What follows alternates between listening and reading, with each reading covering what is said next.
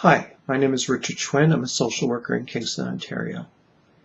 And this video is about workplace mobbing. In this video, I'll be drawing extensively from the work of Noah Davenport, Kenneth Westhuse, and Janice Harper. Workplace mobbing is a scourge on workplaces, an emotional disaster. Targets of workplace mobbing deteriorate, are confused, angry, bitter, and often end up disabled or dead. It's a bizarre group phenomena, different than bullying,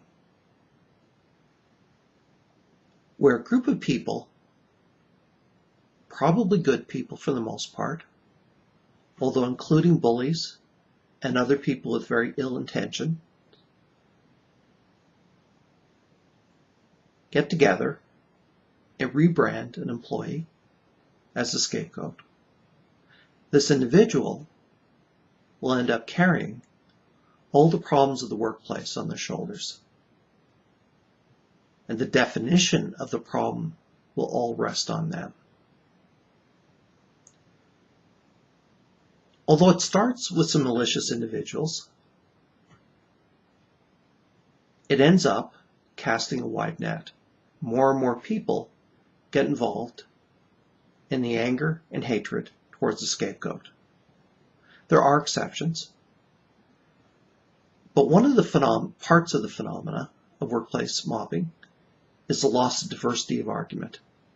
So defending the target may become increasingly dangerous. Now this is strange because the target is typically in this position because they're different. That's really the only criterion to be a target of workplace mobbing. But in most cases, there'll be people of integrity, people who have taken stands, competent people, and popular people. It will start with the jealousy that they've incited in other people in the organization, people typically with power. So when this jealousy starts to swell, starts to move forward, it takes the form of malicious acts. Gossip, ridicule, ostracization, and petty harassment are common techniques of making the target's work life unbearable. As hard as it is to understand,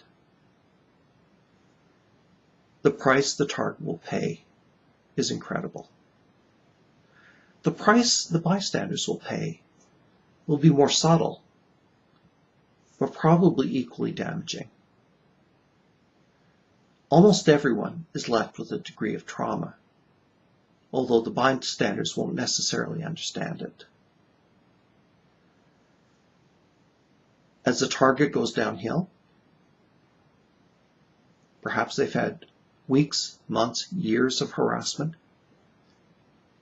They'll become tired, angry, frustrated, and they may lash out.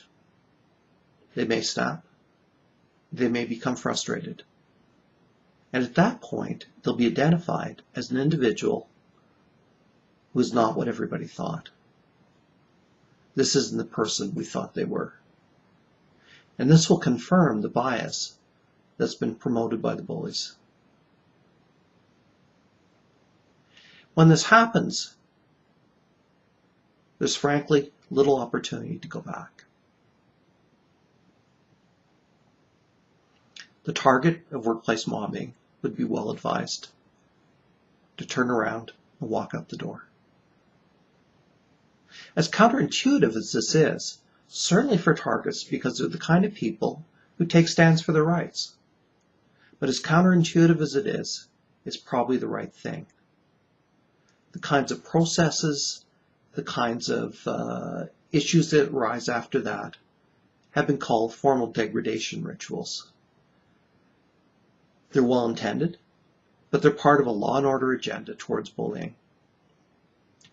They're just as likely, in fact more likely, to turn against the target as to help them. In fact, there's very few targets who haven't been called bullies at some time or another. These very processes, especially where there's zero tolerance, could be turned against them. It's confusing and horrifying, and part of what's called the persecutory unconscious of groups. The target should probably walk out the door and begin what will likely be years of healing. The bystanders need to look inside and wonder what's going on. The organizational leadership should ask themselves, what price have we paid for this process? What price have we potentially paid in a good worker lost, in sick days, in blows to the workplace morale, in legal costs, and in expensive processes? Mobbing, like bullying, is destructive to the organizations. It is also part of a culture, and a culture that has to be changed.